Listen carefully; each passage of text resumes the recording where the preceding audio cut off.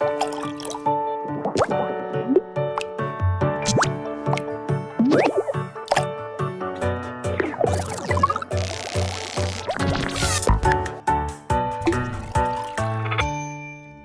бинандаҳои азиз, дӯстдорон ва алоқамандони таҷрибаҳои ҷолиб ва ҳодисаҳои табиӣ.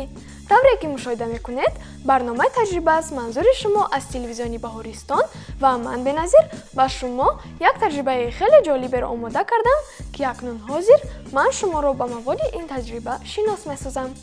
дар ин таҷриба ба мо лозим мешавад об, зарф, халтачаи селофанӣ, қалам ва маркер, коғаз ва қайчи. ана мо аз ана ҳамин мавод таҷриба иҷро мекунем. акнун биёед бисёр мунтазир намешавем ва ба таҷриба шурӯъ мекунем. бо диққат бошед. дар аввал мо коғазро мегирем ва бо қайчи онро мебурем. пораи коғазро мо аввал қат мекунем, то ки хурдтар шавад.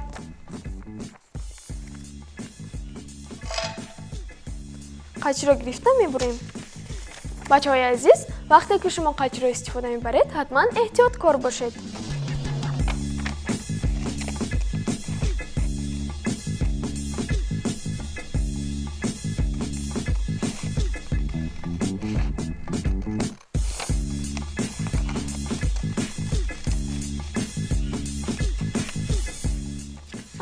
ана ҳамин қадарашро буридем. акнун аз болояш камтарашро.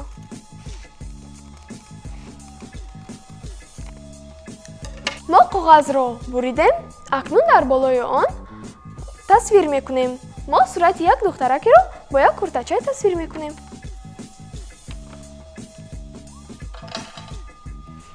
мо қаламро бо маркер мегирем. сурати худи духтаракро мо бо қалам тасвир мекунем.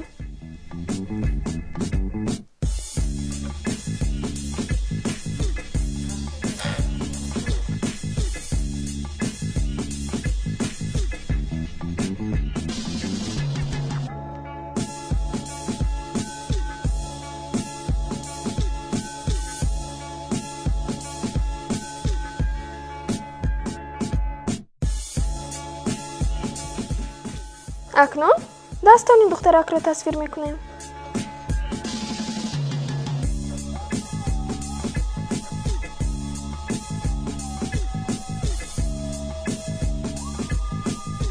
даҳони духтаракро,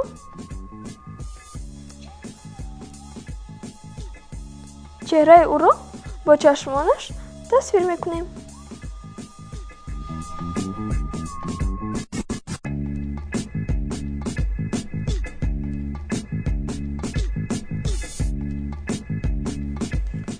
ана тамошобинони азиз, мо худи духтаракро тасвир кардем. акнун куртачаи ӯро ранг мекунем. мо куртачаи ӯро бо маркер ранг мекунем.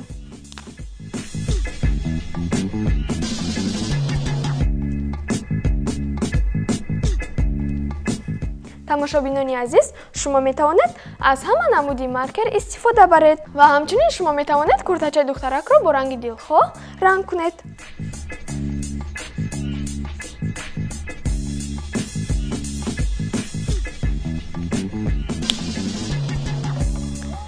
ана куртачаи духтаракро бо маркер ранг кардем. акнун қалам ва қайчи дигар ба мо лозим намешавад, онҳоро як тараф мегузорем. мо ана ҳамин сурати духтаракро дар дохили халтачаи селофанӣ меандозем.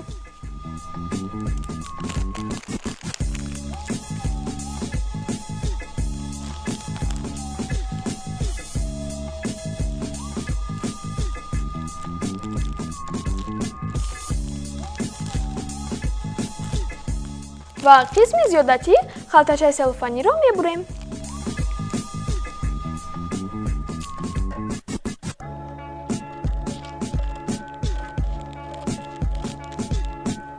ана ҳамин тавр.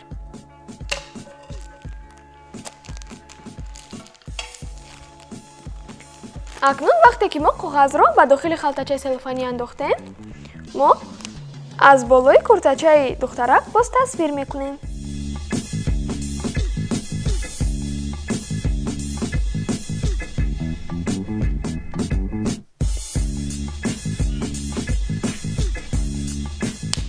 ана бубинед, мо аз болои куртачаи духтарак бо маркер тасвир кардем. Акнун дигар маркер ба мо лозим намешавад, онро як тараф мегузорем.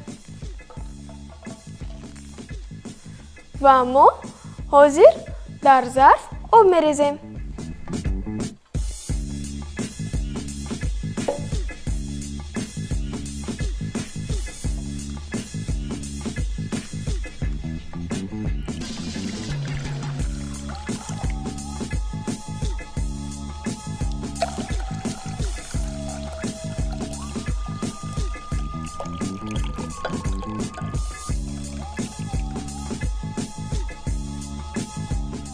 ана мо обро ба зарф рехтем. акнун мо мегузарем ба асоси таҷрибаамон. бубинед, духтарак дар танаш куртача дорад. аммо бубинед чӣ ҳодиса рух медиҳад вақте ки мо ана ҳамин халтачаи селофаниро бо коғаз ба дохили об мегузорем.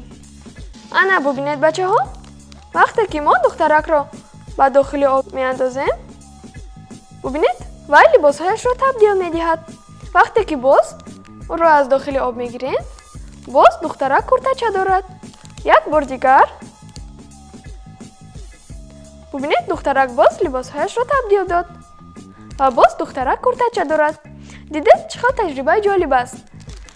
мо таҷрибаро иҷро кардем ва акнун мо бояд сабаби ин таҷрибаро донем ва шарҳи сабаби ин таҷрибаро ҳозир мефаҳмем. бо диққат бошед.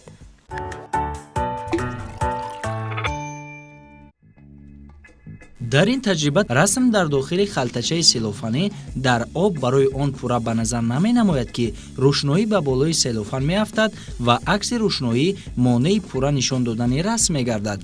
ин ҳодиса дар ҳолате ба мушоҳида мерасад, ки салафан ҳамвор аст дар вақти баръакс будан, яъне ноҳамвории салафан инъикос ба назар намерасад.